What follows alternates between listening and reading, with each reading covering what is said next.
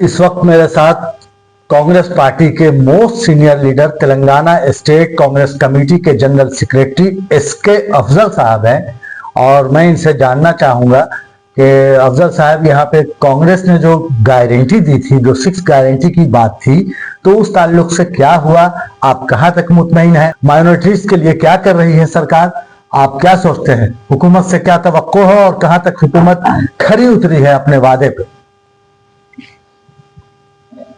सन 2023 ईस्वी में कानून साज असेंबली इंतखाबात से पहले बाकायदा कांग्रेस पार्टी ने आवाम से वादा किया था जी कि सूबे तेलंगाना में कांग्रेस पार्टी इख्तियार में आएगी तो हम उनको बिला लिहाज मजहब, मिल्लत, नस्ल, रंग, कौमियत, पेट भर रोटी, तन ढकने कपड़ा, सर छुपाने साया देगी। इस पेश नज़र बाकायदा 6 गारंटी प्रोग्राम का भी ऐलान किया गया, जिसमें खवातीन को मदद दी गई, बस की सहूलत मुफ्त दी गई, 200 यूनिट फ्री और खवातीन को माहाना पेंशन और जो गरीबी की माहौल में परवरिश पाने वाले हैं उनको भी मदद दी गई हैं। और क्योंकि कांग्रेस पार्टी बाकायदा माइनॉरिटी डिक्लेरेशन का भी ऐलान की है। मैं सबसे पहले जनाब रेवंत रेड्डी साहब वज़ीर आला तेलंगाना को दिल की गहराई से मुबारकबाद पेश करता हूँ कि मुख्तलिफ पोर्शन से ये आवाज़ बुलंद हो रही थी कि कानून साज असेंबली या कानून साज काउंसिल में कोई मुस्लिम नुमाइंदा नहीं है, कोई मुस्लिम वजारत में कोई मुस्लिम नुमाइंदा नहीं है। इस पेश नज़र आपको इस मसले को हल करना चाहिए। और जब इस ताल्लुक से मुख्तलिफ पोर्शन से बाकायदा चीफ मिनिस्टर रेवंत रेड्डी साहब से नुमाइंदगी की गई थी, तो बाकायदा मोहम्मद अजहरुद्दीन जो न सिर्फ रियासत की बल्कि आलमगीर सतह पर वो जानी पहचानी शख्सियत है, उनको वज़ारत अखलाकी बहबूद का कलमबंद सौंपा गया। और माशाल्लाह हमको उम्मीद वाबस्ता है कि अजहरुद्दीन साहब बहैसियत क्रिकेटर बहुत कामयाब कैप्टन साबित हुए हैं हिंदुस्तानी अवाम के लिए। उसी एहसास पर अखिलती बहबूद जो उनको कलमदान दिया गया है, अखिलतों के देरीना मसाइल को हल करने में कोई कसर बाकी नहीं रखेंगे। और साथ ही साथ मैं जनाब रेवंत रेड्डी साहब बोल के नहीं सोचते बल्कि सोच के बोलते हैं, और क्योंकि वो अखिलतों के ताल्लुक से जो वादा किए हैं बिलखुसूस मुसलमानों के बारे में, तो मेरे को उम्मीद भी वाबस्ता है कि मुस्तकबिल में आप मुसलमानों के चेहरों पर चमकती मुस्कुराहट होंगी और उसका सिला जनाब रेवंत रेड्डी साहब और उनकी काबिल वफा पड़ जाएगा। क्योंकि मैं गुज़िश्ता 50 साल से इंडियन नेशनल कांग्रेस से वाबस्ता हूँ। कई वज़ारत आला के ओहदों पर फायज जो रह चुके हैं, मैं नशब फराज बच चुका हूँ, लेकिन रेवंत रेड्डी साहब एक आईनी अजान के इंसान है और खासकर मुझे नहीं बल्कि अखिलतों बिलखुसूस मुसलमानों को रेवंत रेड्डी साहब से उम्मीद वाबस्ता है कि वो अखिलतों के बिलखुसूस मुसलमानों के दीना मसाइल को हल करेंगे।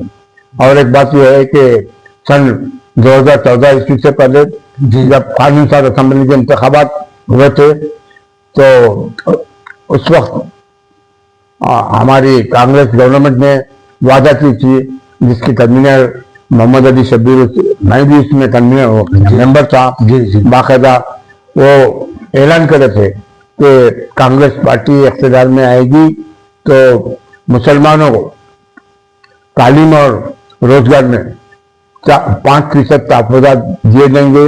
लेकिन बात अखिलत दुश्मन उसको सुप्रीम कोर्ट में रुजू हुए, बजाय 5 के 4% बाकायदा सुप्रीम कोर्ट ने ऐलान किया है कि मुसलमानों को तहफ़्फ़ुज़ात तालीम और रोजगार में देना चाहिए। अदालती वो हो गया, अदालती हो गया, ये हो गया, जुडिशरी का वो था। लेकिन ये कहा जा रहा है, अपोजिशन का इल्जाम है कि झुंझुना थमाया गया है, जैसे मसलन वो फ्री बस सर्विस और ये, और प्लस जो 6 गारंटी में जो दूसरे काम थे वो नहीं हो पाए हैं।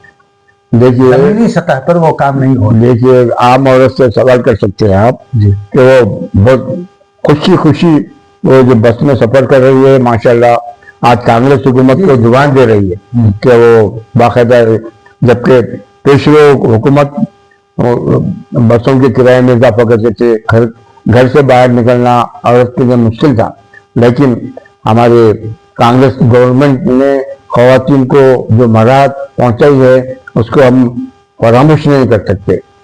तो आपको उम्मीद है कि मुसलमानों के लिए, अक़लियतों के लिए इन्होंने जो कहा है या उसकी बेहतरी के लिए कुछ उम्मीद अफजा होने वाला है, कुछ ये उम्मीद अफजा है, उम्मीद बेहतर है? जी जी जी, क्योंकि मुसलमानों के बारे में पेशरो जब डॉक्टर वैस सब्जी साहब वज़ारत आला के अहदे पर फाइज थे, उन्होंने बाकायदा ऐलान किया था कि जब 2009 में कि कांग्रेस पार्टी इख्तियार में आएगी तो मुसलमानों को 5% तहफ़्फ़ुज़ात फराहम किए जाएंगे, लेकिन कुछ कानूनी पेचीदगी की वजह से 4% बाकायदा ऐलान हो रहा है।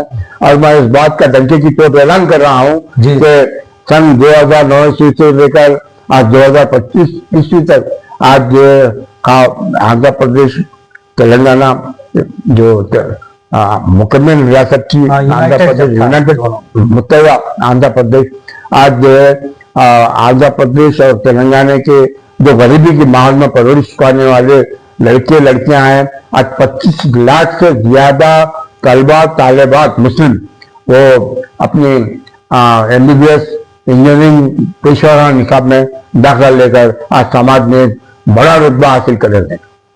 तो आप मुतमईन है काम से रेवंत रेड्डी सरकार? मैं बिल्कुल, मैं 100% मुत्तफिक हूँ और रेवंत रेड्डी साहब के मिजाज से मैं करीब से वाकिफ हूँ, क्योंकि वो जो बोलते हैं करते हैं माशाल्लाह। कुछ मुतालबात भी हैं बीइंग माइनॉरिटी लीडर आपके?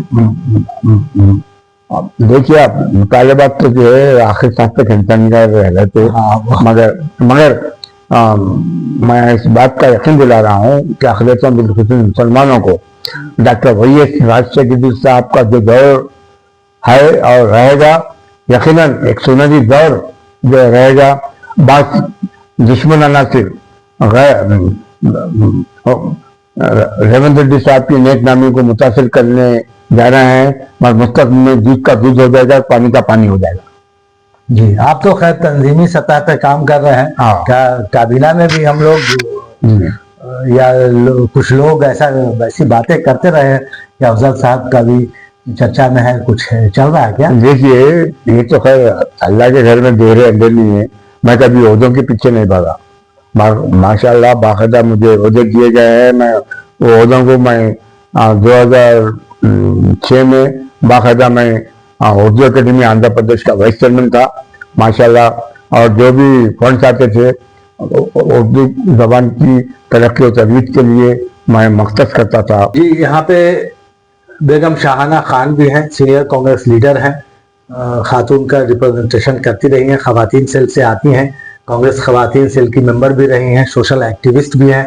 तो शाहाना खान अभी ज़िमनी इंतखाबात हुए jubilee hills, Hyderabad jubilee hills के लिए ज़िमनी इंतखाबात हुए जिसमें नवीन यादव कामयाब हुए हैं।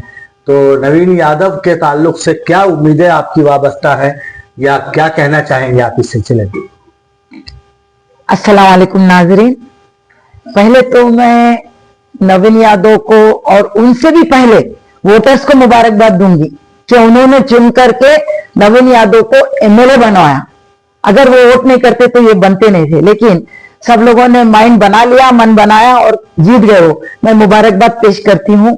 उसके बाद अब तो MLA तो बन गए वो, लेकिन मैं हुकूमत से गुजारिश करती हूँ कि उनको मिनिस्ट्री का ओहदा दिया जाए, क्योंकि वो अपने जो पॉकेट से खर्चा करते थे, MLA बनते जो वो फंड करेंगे, अगर वो मिनिस्टर बन जाएंगे तो पूरे तेलंगाना में वो बहुत ही अच्छी तरह काम करेंगे, क्योंकि उस लड़के पे मेरे को पूरा यकीन है और पूरा एतमाद है और हुकूमत से पूरी उम्मीद है कि वो उसको जरूर मिनिस्ट्री देंगे।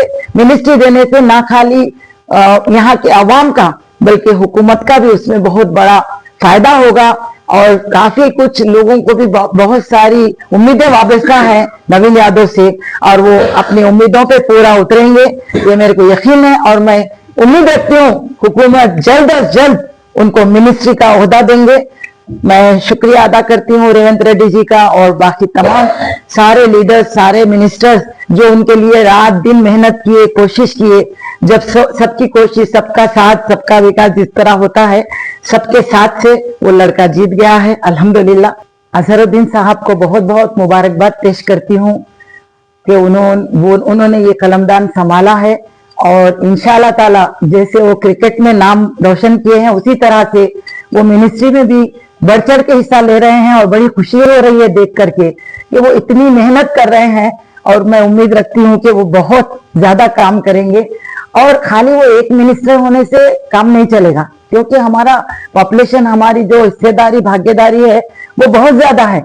कम से कम और 3 मिनिस्टर्स अगर माइनॉरिटी से मुस्लिम अगर आ गए तो मेहरबानी होगी हुकूमत से, ये गुजारिश है मेरी, ये इसको जरा ध्यान में रखिए। शुक्रिया। यहाँ पे कांग्रेस से जुड़ी, कांग्रेस से वाबस्ता मशहूर सोशल एक्टिविस्ट, काफ़ी कर्मठ लीडर रही हैं खातून सेल से। बेगम खातून सेल की एक और लीडर हैं ये नुज़हत बेग साहिबा। तो नुज़हत बेग साहिबा से हम जानना चाहेंगे कि नुज़हत बेग साहिबा क्या तवक्कुआत है, ख़वातीन के लिए काफ़ी काम करती रही हैं और क्या आप हुकूमत से क्या उम्मीदें हैं आपकी?